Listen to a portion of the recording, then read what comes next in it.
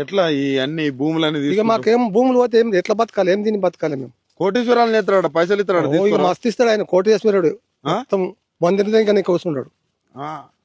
అంత మాట అంటాడు. మరి ఇంకేంది, ఉండదాన్ని గుంజుకపోయినాక ఎట్లా బతుకుంది మేము.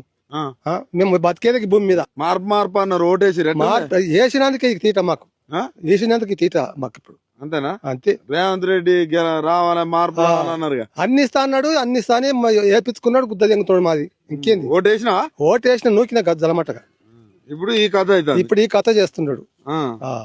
ఇట్లా చేస్తే ఎట్లనే మరి ఎట్లా చేయాలి సార్, మేము ఎట్లా బతకాలి చెప్పు. ఇది చేసుకుని బతాం, మాకు ఉండదే భూమి. ఏముండదు, ఇంకా భూమి పోయినాక. ఎన్ని ఎకరాలు పోతుంది నీది? నాది 10 ఎకరాలు పోతున్నది. 10 ఎకరాలు? మరి ఆ 10 ఎకరాలు కాక ఇంకొక ఉందా 10 ఎకరాలు? ఇంకేం ఉండదు, 10 ఎకరాలు లేక అదే ఉండదు. ఇక ఇదే ఉంది. మరి ఇప్పుడు నువ్వు రోడ్డు మీద పరిస్థితి ఇక నా గతికి ఇదే, గంగమ్మ గతిగా. గొండవై గుంతలు దొక్కుతాడు. మళ్ళీ ఓట్లకు వచ్చిండు ఏం చెప్తా?